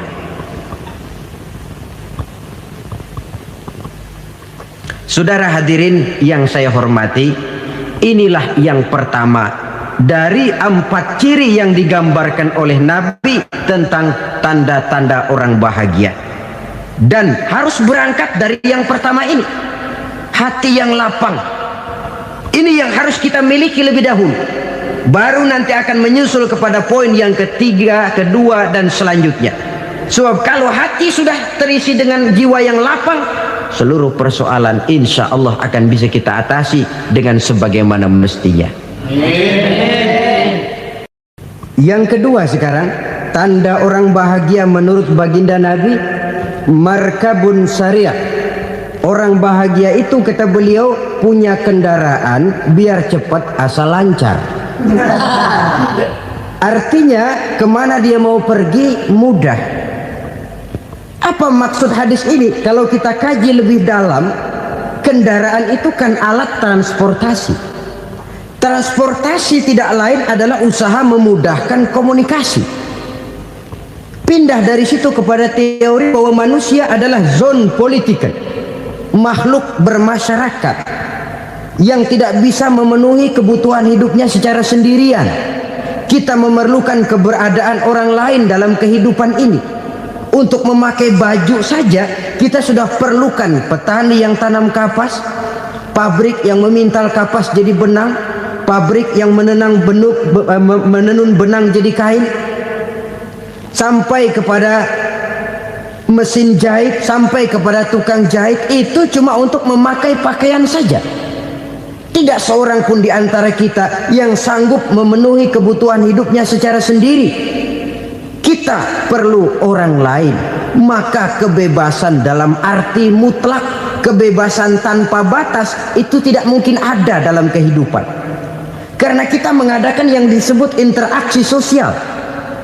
Setiap kegiatan kita tentu melibatkan orang lain.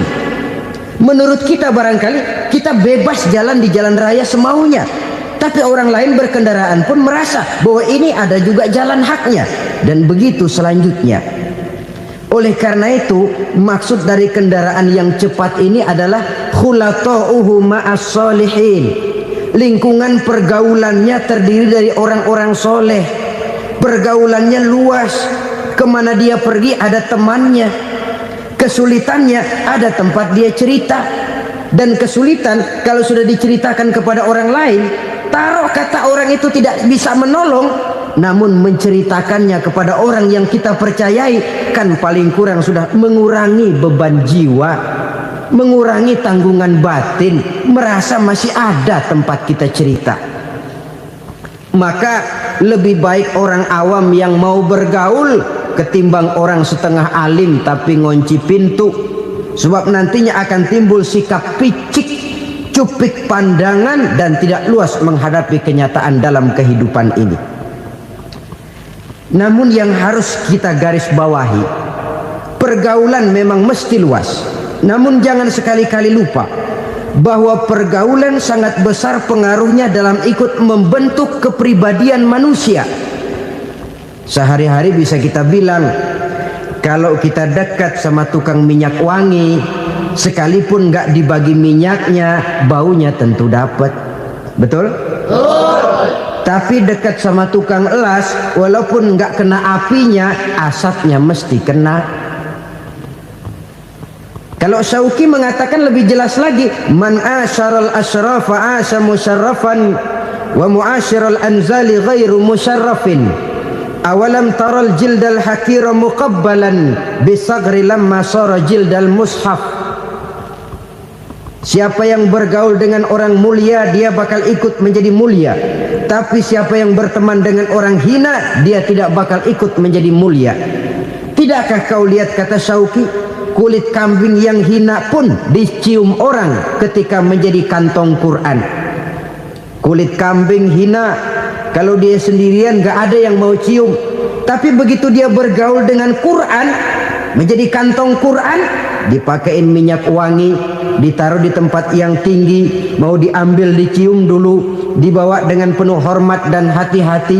Kulit kambing yang hina lantaran berteman dengan Quran, numpang mujur. Tapi coba lihat kalau kulit kambing berteman dengan kayu, jadi beduk, habis. Zohor dikemplang, asar dipukul. Itu pun sedikit saja, cuma salah milih teman.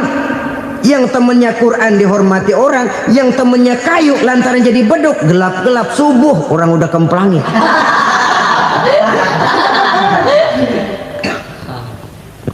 Maka terutama kepada adik-adik remaja yang masih mencari identitas diri, yang ibarat kaset masih kaset kosong, mudah diisi oleh apapun, pandai-pandailah memilih teman dalam bergaul. Karena banyak orang yang tadinya baik-baik, ketika terseret dalam pergaulan dengan orang yang tidak baik, kebaikannya menjadi lentur dan luntur. Tapi berapa banyak bajingan-bajingan tengik, orang-orang yang berlumur noda dan dosa, tiap hari melakukan maksiat, namun bergaul dengan orang yang baik-baik, pada akhirnya sedikit demi sedikit beringsut dan berangsur dia terbiasa mengikuti kebaikan-kebaikan. Saya tekankan ini kepada remaja karena mereka masih mencari identitas diri. Apa yang mereka lihat mereka mau, apa yang mereka dengar mereka ingin tahu. Coba lihat kehidupan remaja. Pulang nonton film Rambo, pengen jadi Rambo, gagah, maunya belekai melulu. Pulang nonton film Superman, pengen bisa terbang. Pulang nonton India, nyanyi melulu. Wajar, mereka masih mencari identitas diri. Saya ini sebenarnya siapa? Lingkungan, pergaulan akan membentuk itu.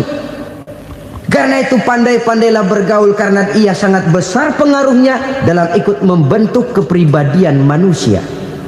Apalagi sifat yang jelek lebih cepat menularnya ketimbang sifat yang baik. Sifat yang baik, watak yang soleh itu lambat sekali untuk menular. Tapi yang tidak baik, kan prosesnya mah kalau remaja biasanya mula-mula dengar. Karena dengar lalu pengen tahu. Karena pengen tahu lalu ngeliatin. Begitu ngeliatin kan pengen nyobain. Setelah nyobain ketagihan. Nah, ini prosesnya. Yang namanya ganja, morfin, narkotik awalnya kan begitu.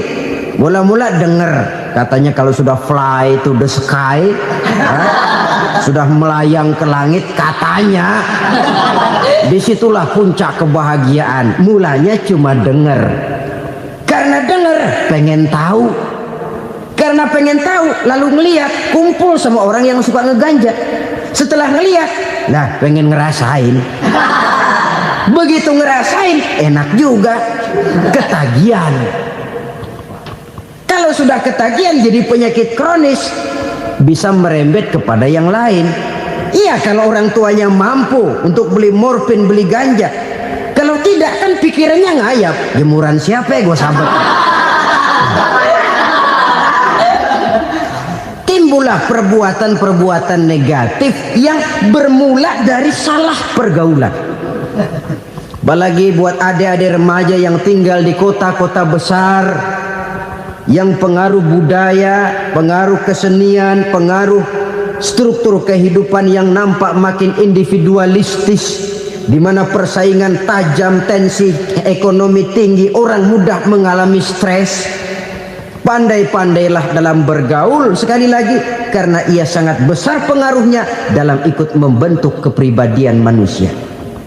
Orang bahagia punya kendaraan yang cepat, artinya punya pergaulan yang luas, dan lingkungan pergaulannya terdiri dari orang-orang yang soleh. Kemana dia pergi ada teman, kesulitannya ada tempat dia cerita. Tapi kalau sudah menyendiri, hidup sendiri, kesulitan dipikiri sendiri, bisa mati belum waktunya. Tidak ada tempat berbagi rasa, tidak ada tempat bercerita, tidak ada tempat mengurangi beban dalam kehidupan. Pantas betul kalau Islam sangat menggalakkan dan menganjurkan orang kalau sudah sampai waktunya itu untuk melangsungkan nikah. Kata Nabi, ya ma'syaras syabab man istata'a minkumul ba'at falyatazawwaj. Hai para pemuda, kalau sudah mampu memberi nafkah, kawinlah, nikahlah kamu. Kenapa? Sudah ada teman hidup, tempat berbagi rasa. Kesulitan kalau ada tempat cerita akan lebih ringan ketimbang kita telan sendiri, walaupun bobot kesulitannya sama beratnya. Saudara-saudara kaum muslimin rahimakumullah, inilah ciri yang kedua, punya kendaraan biar cepat asal lancar. Kemana kita mau pergi gampang. Dengan kata lain, setelah hati yang luas, pergaulan yang luas. Dua. Yang ketiga sekarang, tanda orang bahagia itu menurut Nabi, misbahun mudhi'un, punya lampu yang terang. Oh, itu nggak problem. Sekarang sudah zamannya listrik masuk desa, Pak. Lampu sudah terang semua. Betul, kalau itu yang dimaksud. Tapi tidak cuma itu. Karena lampu yang dimaksud di sini, lampu yang akan menerangi seluruh perjalanan hidup. Dan perjalanan hidup itu sudah dimulai sejak kita terlahir ke alam ini sampai masuk ke alam barzah, kumpul di padang mahsyar sampai ke akhirat. Lampu yang menerangi itu yang diperlukan. Kalau lampu, katakanlah yang paling top sekarang kan lampu jenis Mercury. Taruhlah itu di rumah kita, dia cuma menerangi rumah kita, menerangi hati pun tidak sanggup. Bila kita masuk ke alam barzah, alam kubur, sanggupkah si Mercury yang begitu terang menerangi alam barzah kita? Tidak sanggup lagi. Sanggupkah lampu yang ratusan watt, bahkan puluhan ribu watt menerangi kehidupan di padang mahsyar? Tidak akan sanggup lagi. Kalau demikian, yang dimaksud lampu yang terang di sini apa? Tidak lain amal soleh, kebajikan yang kita lakukan dalam hidup. Itu yang akan jadi lampu penerang. Di dunia nama kita akan terang. Jasad kita boleh hancur terkubur tanah, tapi nama kita akan dikenang orang. Begitulah kalau orang meninggalkan kebajikan dalam hidup seperti sekarang. Ribuan orang tiap saat berziarah ke kubur Imam Syafi'i, ke kubur Imam Malik, ke kubur Imam Ghazali, ke kubur orang yang baik-baik, orang yang soleh-soleh. Kebajikannya yang ditinggalkan, yang mengukir namanya dengan tinta emas. Sehingga saudara sudah terbaring di alam kubur, orang lewat, Allah, ini kuburannya Fulan bin Fulan, dulu ini kebaikannya Masya Allah, saya ikut merasakan. Mari kita mampir sebentar, kita Fatihah. Mohon disampaikan Allah pahalanya kepada almarhum. Al-Fatihah. Itu kalau orang baik-baik. Lalu saudara tanya, Pak, orang mati dikirimin Fatihah apa nyampe pahalanya? Saya jawab, kalau saudara nggak percaya, mati dulu dah. Nanti saya Fatihain, tungguin di sana. Umpama nggak sampai, balik lagi kemari. Sekarang ini kan maunya otak-otakan saja. Kalau nggak masuk otak, nggak percaya. Padahal alam gaib itu nggak bisa diotak-otakin. Sama saja dengan saudara pernah dengar cerita kapal Tampo Mas tenggelam kan? Pernah nggak? Di mana? Di laut Masalembo. Begitu ke Tampo Mas tenggelam, ratusan penumpang itu terjun ke laut, dipermainkan gelombang, berjuang menghadapi maut itu. Orang lagi timbul tenggelam di lautan, dihantam ombak, kita tengokin pakai helikopter.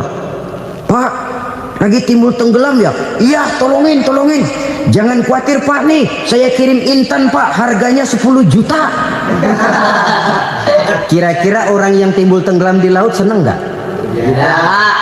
Kan mahal toh intan 10 juta. Kenapa dia nggak senang? Karena intan 10 juta dalam kondisi seperti itu tidak sanggup menyelamatkan dia. Dia akan girang kalau dikirimin ban mobil bekas, dikirimin papan terentang atau bambu. Intan yang 10 juta dia nggak girang, ban mobil bekas yang 1000 perak tuh pegang, itu yang dia girang betul. Inilah sebabnya Nabi berkata, mal mayyitu fi qabrihi illa kal ghariqil mutaghawwis. Orang yang meninggal di alam kuburnya seperti orang timbul tenggelam di lautan. Yantaziru da'watan min ahli, menunggu doa dari keluarganya yang masih hidup. Duh, bapak saya sudah meninggal, saya sayang benar sama dia. Kirimin kulkas ke kuburannya Itu sama saja dengan tadi orang tenggelam di lautan dikirimi intan yang harganya 10 juta, tidak sampai. Begitulah kalau kebajikan yang kita tinggalkan dalam hidup, sudah mati pun kubur kita masih diziarahi orang. Tapi kalau jahat yang kita tinggalkan, boro-boro lah orang mau doa lewat dekat kuburan kita juga serem. Tuh bajingan dulu mati dipendem di situ tuh. Jangan lewat situ, ntar kesurupan, jangan. Lewat saja orang ngeri. Konon lagi membacakan Fatihah dan mengirimkan doa. Hidup pada hakikatnya adalah kesempatan untuk berbuat baik, Maka sekali kesempatan itu diberikan, manfaatkan dengan sebaiknya. Sebab kesempatan kedua tidak akan pernah ada. Kesempatan berbuat baik di sini, di akhirat sudah pembalasan namanya. Sekali kesempatan itu dicabut, dia tidak akan pernah dikembalikan lagi. Kata Iqbal, hidup tidak mundur ke belakang, Bung. Berhenti diinjak orang, mundur hancur. Tidak ada kata mundur dalam hidup ini.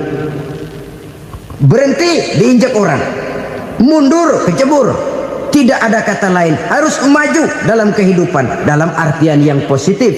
Hidup adalah kesempatan untuk mengumpulkan kebajikan yang sebanyak-banyaknya. Di situ nilai daripada manusia. Sekarang ini memang nggak kelihatan kok, orang yang banyak pahala sama yang banyak dosa nggak kelihatan kok. Barangkali kalau habis bikin dosa palanya pada benjol, mungkin orang takut sama dosa. Tapi sekarang sama saja, orang yang banyak dosa dengan yang nggak banyak dosa jalan bareng dari belakang, sama, nggak kelihatan beda. Tapi ada waktunya di mana pahala memegang peranan, di mana dosa diperlihatkan. Sama saja kalau kita bawa mobil siang, lampu kan nggak begitu berfungsi. Apa lalu bilang, alah ini lampu berat-beratin, copot-copotin aja dah. Tidak perlu begitu. Kenapa? Pada suatu saat malam senja akan datang. Bila matahari terbenam, senja pun datang, gelap mulai merayap. Disitulah baru terasa perlunya lampu. Pahala begitu. Sekarang orang yang nggak ada pahalanya nggak kelihatan dalam kehidupan. Tapi pada suatu saat senja kehidupan akan datang. Ajal merenggut nyawa, malam merayap, dan hidup mulai diliputi kegelapan di alam barzah. Dikala itu kalau nggak punya lampu, alangkah malangnya kita. Sebab amal yang baik, kata Nabi, di alam barzah itu akan diciptakan menjadi perempuan yang cantik menemani kita. Amal yang jahat akan menjadi orang yang paling jelek nemenin kita. Sudah di tempat gelap yang nemenin jelek.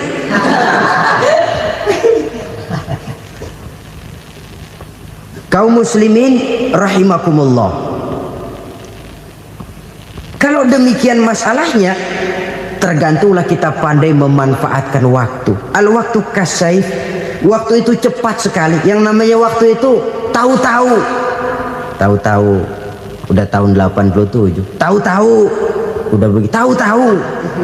Yang kemarin anak-anak, sekarang udah pada punya anak. Tahu-tahu saja itu. Begitu cepat waktu berlalu.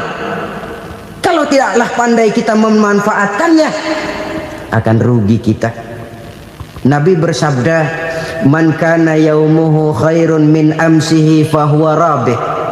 Barang siapa yang hari ini lebih baik daripada hari kemarin, itu orang untung. Hari ini lebih baik daripada kemarin. Bulan ini lebih baik dari bulan kemarin. Tahun ini lebih baik dari tahun kemarin. Itu orang yang beruntung. Tahun kemarin sembayangnya maghrib doang, sekarang udah tambah isya. Tahun kemarin cuman Idul Fitri aja ngancem bener, sekarang udah tambah Jumat, lalu tambah lagi maghrib, tambah lagi isya, dan selanjutnya. Hari ini lebih baik daripada kemarin, itu orang yang beruntung. Wa man kana yaumuhu mislu amsihi fahuwa khasir. Lalu barang siapa yang hari ini sama saja dengan hari kemarin, itu orang rugi. Hari ini sama dengan kemarin, rugi itu. Bulan ini begitu, bulan kemarin begitu, tahun ini begitu, tahun lalu juga begitu. Rugi itu orang. Rugi apa? Rugi umur. Umur tambah, amalan gak pernah tambah. Dan saya pikir lebih merupakan azab ketimbang nikmat kalau orang dikasih panjang umur cuma untuk numpuk dosa. Mending mana? Panjang umur banyak dosa sama pendek umur dikit dosa? Mending mana? Mending mana? Ya, paling mending tentu panjang umur banyak pahala. Tapi kalau tidak, sekali lagi, lebih merupakan azab ketimbang nikmat kalau orang diberikan panjang umur tapi cuma untuk sekedar menumpuk dosa. Kehilangan kesadaran bahwa dunia bukan terminal akhir dari satu perjalanan. Dia cuma halte di mana kita berhenti sebentar untuk menuju kepada terminal yang hakiki. Saudara-saudara kaum muslimin rahimakumullah, inilah lampu yang akan menerangi kehidupan, amal yang kita lakukan di dalam kehidupan. Jadi yang dimaksud dengan lampu yang terang, kebajikan yang kita kerjakan dalam hidup. Nah, setiap orang di awal tadi saya bilang ingin bahagia. Bahagia itu kan hakikatnya kumpulan senang dan selamat. Senang, selamat. Apa bedanya? Senang tapi tidak selamat, nggak bahagia. Selamat tapi nggak senang, nggak bahagia orang. Contoh, kalau orang korupsi, duitnya banyak, senang dia, tapi keselamatannya. Ada tentara baris di samping rumahnya udah bingung, padahal tentara latihan. Tentara cuma latihan, dia bingung. Senang, tapi karena keselamatannya tidak terjamin, dia tidak bahagia. Sebaliknya pegawai negeri jujur benar, cuma segaji-gajinya, selamat nggak korupsi, tapi melarat, ya nggak bahagia juga, kurang senang. Kesenangan dan keselamatan untuk dunia saja, ya sekali lagi, kalau cuma sekedar untuk dunia saja, bisa dibeli pakai uang. Bisa dibeli pakai uang. Saudara ingin selamat, bisa dibeli pakai uang. Saudara ingin senang, bisa dibeli dengan uang. Tapi setelah mati, masuk ke alam barzah, habis kekuasaan uang. Nggak bisa lagi beli keselamatan pakai uang, tidak mungkin lagi membeli kesenangan dengan uang. Di situ pahala yang megang peranan. Makin banyak pahala, makin banyak saham untuk membeli kesenangan dan keselamatan, untuk memperoleh yang namanya bahagia. Dan jangan lupa loh, di alam barzah kita nggak sebentar, menunggu datangnya kiamat. Loh iya, kalau kita begitu dikuburin terus kiamat datang, untung. Tapi kalau masih harus 1000, 2000, puluhan ribu tahun yang akan datang, dalam satu penantian yang begitu lama, tanpa saham untuk memperoleh kebahagiaan, satu kemalangan yang tidak ada pernah putus-putusnya. Janganlah tergelincir oleh kebahagiaan sebentar yang menipu dengan mengorbankan kebahagiaan hakiki yang berjangka panjang. Apa artinya senyum sejenak kalau harus ditebus dengan tangis seumur hidup? Biarlah kita minum jamu, pahit memang, getir memang, tapi kan besok badan sehat. Daripada sekarang minum sirup, manis memang, enak memang, tapi bibir pada jontor besok. Sirawan, batuk, nggak karu-karuan. Banyak orang tertipu oleh kesenangan yang sebentar. Padahal laisa kullu ma yalma'u zahaban. Belum tentu semua yang berkilat itu emas. Belum tentu semua yang gemerlap itu intan. Karena itu, marilah manfaatkan kesempatan yang diberikan Allah ini untuk mengumpulkan kebajikan yang sebanyak-banyaknya. Yang terakhir sekarang, yang keempat, tanda orang bahagia kata Nabi. Zaujatun salihah. Orang bahagia itu tanda yang keempat kata Nabi, punya istri biar cakep asal taat. Sudah surga itu sudah. Cakep taat. Istri kayak gitu, kalau belum mati jangan dikuburin dulu itu. Sudah cakep taat lagi. Tapi kadang-kadang enggak, udah jelek ngadat melulu. Apa yang mau dipilih? Sebab itu Quran mengatakan istri pakaian untuk suami, suami pakaian untuk istri. Kenapa suami istri diibaratkan pakaian? Alangkah tingginya gaya bahasa Quran ini. Suami istri teman hidup, hidup perjalanan panjang. Sejak kita dalam rahim sudah ada hidup kan di sini. Sampai ke alam dunia, masuk ke alam barzah, kumpul di padang mahsyar, sampai menuju akhirat, itu perjalanan hidup. Carilah istri atau suami teman hidup yang membawa manfaat tidak hanya kehidupan di dunia ini, sampai di alam barzah, sampai di padang mahsyar. Suaminya mungkin meninggal lebih dulu, atau istrinya mungkin meninggal lebih dulu, tapi suami atau istri yang masih hidup berbuat kebajikan, suami saya meninggal, ada hartanya, saya sedekahkan, niat pahala untuk almarhum suami saya. Ini teman hidup, tidak dibatasi dan tidak bisa dipisahkan oleh maut sekalipun. Zohirnya mungkin pisah, badannya mungkin pisah, tapi hatinya, jiwanya, kebersamaannya dalam menghadapi kehidupan. Karena itu saudara-saudara, bahasa Quran indah. Suami istri diibaratkan seperti pakaian. Apa fungsi pakaian? Pertama, pakaian jadi kebanggaan. Artinya suami harus menjadi kebanggaan istri, istri harus jadi kebanggaan suami. Yang kedua, pakaian itu kan fungsinya menutup aurat. Artinya sesama suami istri harus saling menjaga kekurangan masing-masing. Jangan malah sesama suami istri saling membongkar rahasia dan aibnya sendiri-sendiri. Istrinya diceritain jeleknya di mana-mana, atau suaminya dibongkar rahasianya di pasar umum. Itu sudah tidak lagi berfungsi sebagai pakaian. Kenapa semua ini diperlukan? Karena kita menyadari bangsa yang baik terdiri dari masyarakat yang baik. Masyarakat yang baik merupakan susunan dari warga yang baik. Warga yang baik adalah terdiri dari rumah tangga yang baik. Dan rumah tangga yang baik merupakan susunan dari pribadi yang baik. Dari situ langkah dimulai. Membangun satu bangsa yang baik diawali dengan membangun rumah tangga yang baik, dengan menciptakan pribadi-pribadi yang baik. Sehingga dari sini diharapkan berkembanglah nilai-nilai kebaikan. Orang akan bahagia mempunyai istri yang soleh. Kenapa? Tidak ada seorang suami bisa sukses jadi apapun dia, apapun profesinya. Dokter kah, kiai kah, mubalik kah, petani kah, pengusaha kah, pejabat tinggi kah. Tidak ada seorang suami yang bisa sukses tanpa peran serta istrinya. Walaupun memang peranan itu tidak begitu kelihatan, tapi sangat menentukan.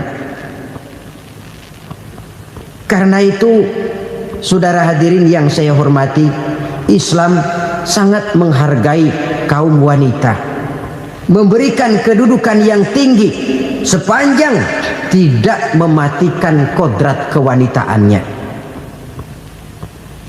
Nah, kalau sudah kesuksesan ini diawali dari rumah tangga, karier di masyarakat mudah untuk dikejar. Tapi keberantakan di rumah tangga merupakan kegagalan pertama di tempat lain. Nah, inilah saja yang dapat Al-Fakir sampaikan pada pertemuan kali ini. Terima kasih.